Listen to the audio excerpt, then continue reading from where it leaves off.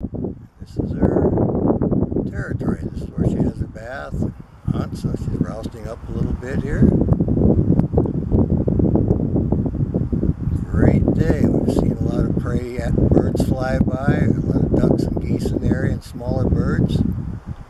She's looking around. We saw some doves, plenty of doves. So if she takes a notion and gets hungry, she's got plenty of things on the menu.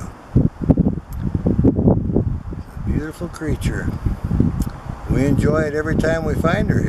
Anyway, she's used to sitting on top of these cones, but I've seen her on these several times already. Oh yeah. Now she relieved herself, so she might decide to fly now. That's usually the scenario. She's looking up, sees something up in the sky.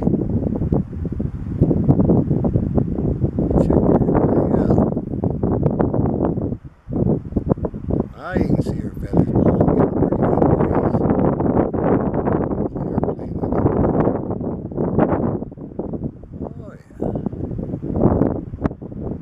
These are very interesting. Always spread those wings. Look at her go.